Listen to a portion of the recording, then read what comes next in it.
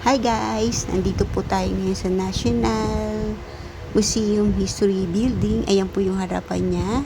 At meron po din sa gilid. At ang napakalaki ng kanyang ground. Ayan po, bago po tayo magsimula ng aking video, please subscribe and click the button. Tara po! Samahan niyo po ako sa loob ng National History Museum Building. Ayan po yung nasa likod ko, ang napakalaking chart. I'm Mama Sal po pala sa YouTube channel ko po guys. And then tara po, libutin po natin ang loob ng National History Museum. Ayan po yung pinakaloob niyan. Andyan po yung malaking globe. At meron pa po yung building na National Arts and meron pa po isa pang building na Science. Ayan po. Pwede po kayong sumakay ng LRT or bus. Ang LRT po, ang station na bababaan nyo po, UN station. Pag bus naman po, ganun din po. Same lang din po. Tapos, wala pong entrance yan. Basta magdala lang po kayo ng isang ID. Kung ilan po kayo, isa lang po ang pwede na po magbalid. Ayan. Tara po. Samahan niyo po ko libutin ng loob ng History Building. Etong room na to guys ay surfing mining. Pinapakita po dito sa room na to. Ito bali nakasert na po ang National History Building sa mga kanya-kanyang category to. Ito po ay mining building.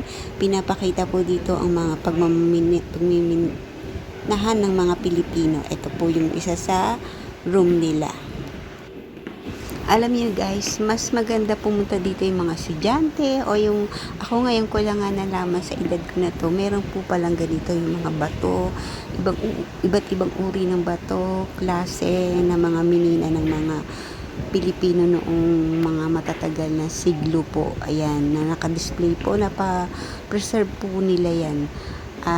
Ma-amaze po kayo sa tagal at ganda nung klase ng bato. Tara, libutin pa po natin ang kabilang building na to. Ayan.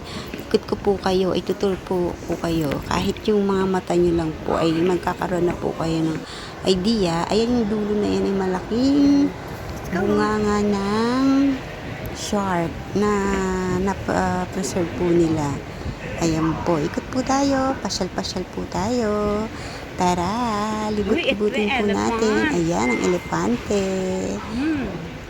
Alam nyo guys, habang naglilibot po kami dito, parang nag-aaral ka na po uli or bumabalik ka sa panahong ito.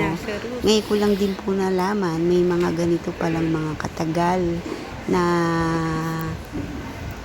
hayop na na-preserve nila or ayan po. Ngayon lang po ako nakakita ng mga ganyan.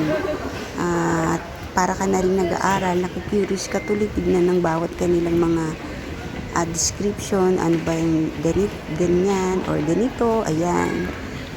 Na ano po nila na para po bang nagbabalik na po tayo sa nakaraan habang naglilibot po kami.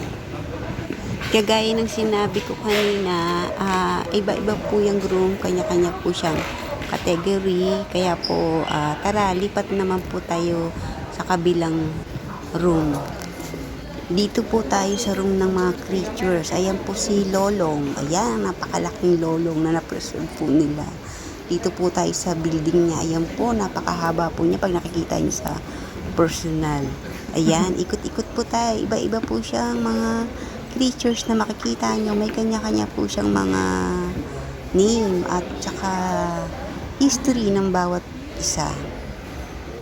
Dito po naka-display ang mga iba-ibang klaseng mga insects. Yung gusto pong mag-aral ng mga ganito, ayan, dito po may makikita po kayo. Magkakaroon po kayo ng idea. Iba-ibang klase ng frog. Ayan po lahat. Makikita nyo yung kanilang mga history or mga details ng kanilang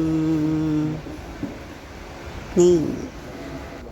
Ikutin po natin ang room na to. Ayan po, makikita nyo marami po kanya-kanyang mga klase ng mga kanilang mga display. Magkakaroon po kayo talaga ng interest ang bawat naka-display na basahin Ayan, para magkaroon kayo ng kuryosidad para bakit mayroong ganito. May nauna na po ang aking mga anak tignan. Ayan, yung isang drawer na yan, iba-ibang klaseng ibon na makikita nyo dyan na na-preserve nila yung kanilang mga name at mga kanilang kakayahan ng panahon na yan. Ayan, na-preserve po yung kanya-kanyang katangian.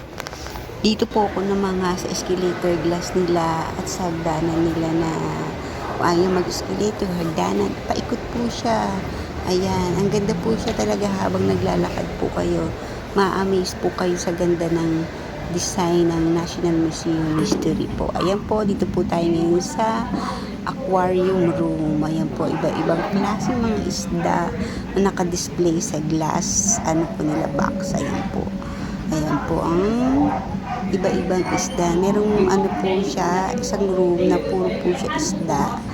Kaya po, kanya-kanya po talaga siyang mga category. Nakasort na po siya. Ayan po. Ayan. Tignan niyo po, napakaganda ng kulay. Iba-ibang kulay po siya. Ayan. Amazing creature po ng ating karagatan. Ayan, nasa aquarium. Tara, uwi na po tayo. Bye-bye. Thanks for watching. Enjoy po kayo. Tara na, punta na po kayo sa National Museum, guys. Ayan po. Thanks po.